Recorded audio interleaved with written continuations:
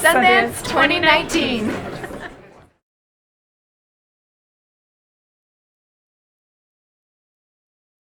Okay, my name is Mark Olson. I'm a writer with the Los Angeles Times. I cover movies and I write a lot about film festivals. I've been coming here to Sundance for about 10 years now. Well, leading up to Sundance, since we're based in Los Angeles, we at the LA Times are able to see a lot of the movies for the festivals ahead of Sundance. And so I wrote what we call a curtain raiser piece sort of leading up to the festival. It was kind of a preview of what's going to be coming to playing here at Sundance. And then once I get here to the festival, we're doing interviews with talent, we're seeing movies, we're sort of covering the screenings themselves. And then we also have our own photo and video space where we're doing portrait photos of a lot of the talent coming through, and then doing our own video interviews as well with filmmakers and actors. I mean, my number one piece of advice is simply bring plenty of socks. That it does get quite cold here, and also depending on the weather can get a little slushy, and so I find nothing worse than wet socks. And then just, there are, physical things about the fact that you are at a high altitude in Utah. It can be snowy, we're in January, so you do want to be sure that you're just dressed right and kind of ready for the elements. But then as far as the festival itself, just be open. That I think, you're probably gonna have to wait in some lines. Talk to the person next to you. And when you're sitting and waiting for a movie to start, to talk to the people around you. I mean, you come here to see these movies and to hear filmmakers talk, but you as a participant at the festival are also very much a part of a community. And I think it's sort of on us as people attending to make the festival what it is. And so you really have to kind of be ready to participate. And then I also host our new podcast, which is called The Reel, which you can find anywhere on your sort of podcast platform of choice. And then of course we're here at the Sundance Film Festival, and I think that's sundance.org. Hi, I'm John Hagley. I play Wiz in the movie Mope that's premiering here at Sundance in 2019. The story is truly a fascinating story of two guys that met in the industry, the adult film industry, and became immediate best friends, bonding over a certain portion of the adult film industry. And just to tell the tale of the actual story is truly remarkable for these two gentlemen. It's based on a true story. The actual events happened, everything that you see in the film, and the script was fantastic. Lucas Hain was the writer, director. Is there anything about this film that you hope to achieve, get the word out about? It's just, there's a few things throughout the film that you have to remember is that it is a true story. Right. Continually remember that, and while you feel sorry for the characters, know that they are in their own element and that's where they want to be. And also, I believe that it's a story of mental health. It's a story of two men trying to be best friends and being best friends and doing the best they can and where they think they need to be going. So currently I got a couple short films that I'm working on in the midst of producing, and considering getting back into stand-up and writing some stuff on my own. Oh, so you're a stand-up comedian? Well, I've dabbled, but nothing too crazy. So the beauty of the indie films is that, again, like I just said, with the collaboration, there's so many people wanting to work together and pulling for each other. I know that it's great to have that opportunity to be with people and to be on the same page and know that it could be a passion project, but it's also so much fun to work with people, and you don't have the big budgets like the Marvel movies and things like that, where it's all non-CGI and you're all in together. It's more intricate. Hey, how are you? My name's John Hagley. I'm in the movie Mope. I play the character Wiz here at Sundance 2019. Don't forget to check it out.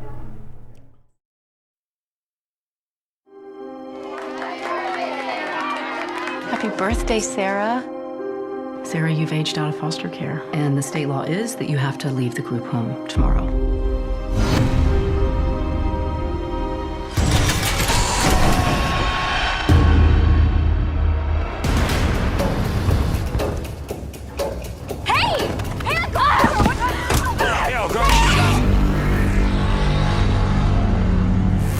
You both owe me 500 men.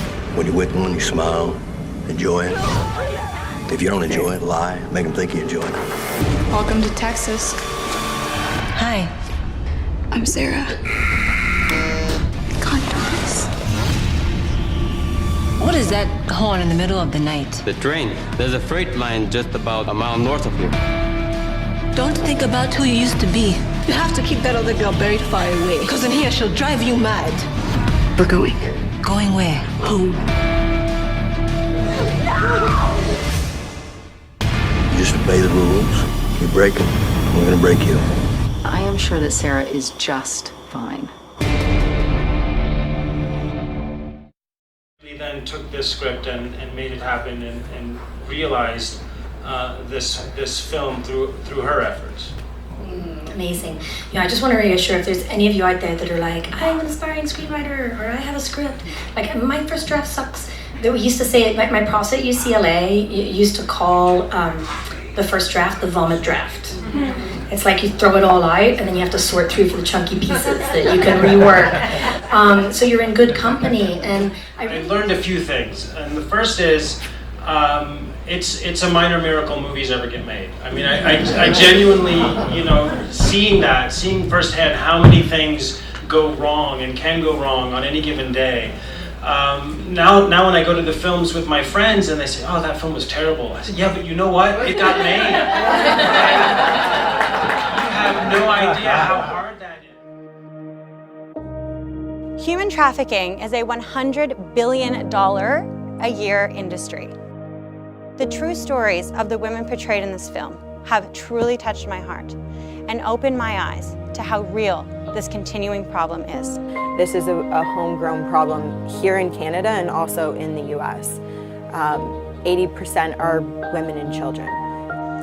It is my hope that by bringing this film here and its special guest to Toronto, we will all become more aware of the current situation and most importantly, feel compelled to come together and do something about it. We're starting the conversation, and the more we talk about it, the more we can come up with solutions. And everybody can participate in raising the basic human compassion level of society by raising the entire society's humanistic tendency to a point where this is unacceptable. Well, on this particular independent film, what was really great for us is Blumhouse are a wonderful studio to work with because they very much trust their creatives to come up with the goods, and they're very good at development. But also I had a filmmaker in Jacob Estes who is phenomenally talented but also very collaborative. So, we got to really dig into it in a way that sometimes can be challenged at a studio because there's so much fear around how much money the film is going to be able to make. That's one of the great things about it.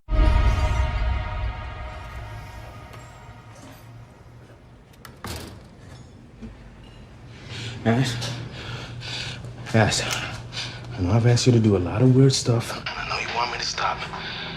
But I do have one more thing like that to ask, and then that's it. Everything will start making sense.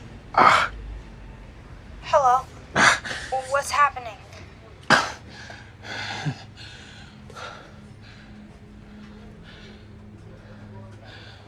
By the register. There's a bunch of bubble gum in a jar. Yeah. Okay, I want you to grab a handful, all different colors, and then tell me when that's done. Uncle Jack, are you here somewhere? The answer to all your questions is in that jar of bubblegum. Just reach in there and then go to our booth. The moment always sit in. Okay. I really like the casting director, and I like thrillers. So when I read the script, I was so excited. I was like, this has to be me. This has to be me. So, and the way that the director wrote the script, I don't think you've seen it before. You know what? I died, so I was nervous about being dead on camera and trying not to breathe. So that was me, yeah. The subject matter is the darkest. Both of my movies, previous movies I've dealt with extremely dark, extremely traumatic, extremely violent circumstances. And yet, this movie is more violent and more dire and more stressful than either of those, but it's also more hopeful. The way a film is initially received doesn't necessarily dictate what that film will go on to be, culturally speaking. You know, Hollywood is very focused on the opening weekend and reviews and things like that. But at the end of the day, you're making a film for people, not for critics. And, you know, yes, the initial box office may not be all that you wish it could be, but now, especially with streaming and people watching films on planes and on their phones, and, you know, films just have a much longer life, I feel. And, you know, to my younger self, I would just say, don't stress about how a film is initially perceived, because a film is for life, not just for opening weekend. Working with, well, we have Glass in the theater now, and we're opening Relive now. We had, a couple years ago, we had Get Out here, and Split, and we had Halloween, and The Purge, and lots of different movies. And oftentimes we work with directors, either first-time directors, not as much first-time directors, but a lot of times we work with directors who aren't getting the right opportunities, I think, and it's proven to be a good formula. This was the easiest movie in a lot of ways to make, outside of me dealing with my own particular kind of like need to make it as good as it could be in editorial, because it deals with multiple timelines, and if I would do something here, it would affect something over here, and I had to constantly monitor the butterfly effect that the movie deals with. So when I couldn't just make a change, I had to make sure that everything made sense. Oh yeah, Lee Daniels, who directed me in both The Paperboy and The Butler, was someone who gave me opportunities that, you know, really were based on his belief in me, and those gave me huge confidence as an actor. Ava DuVernay, who I've done a number of films with as well, is someone who got things out of me that I didn't know were in there. Oprah Winfrey, who I was in The Butler with and Selma with, and who's just become a huge advocate and mentor to me as someone who has really shaped so much of how I approach my work and life. So yeah, I've been very fortunate. The Purge is going well. We're doing the second season, and we did very well with Sharp Objects. We had Sharp Objects on HBO, and it's been very well recognized. And we're shooting right now a show about Roger Ailes, which stars Russell Crowe, and that's shooting in New York right now. And Naomi Watts starts working on that in 2 days, and I just saw her movie here earlier today, and it was awesome. Well, I would say that, you know, in other professions, you have to have certain qualifications in order to have that title. But in this industry, if you're going to call yourself a writer, write. If you're going to be an actor, act. Find a way to do it. If you're going to be a producer, find ways to produce content, because that literally is the difference between being the thing and not. And the more you do it, the more chances there are that you'll actually go on to be able to make a living at it. But the thing that separates those who do and those who don't is hard work. You've got to outwork everyone, every day, every opportunity you get.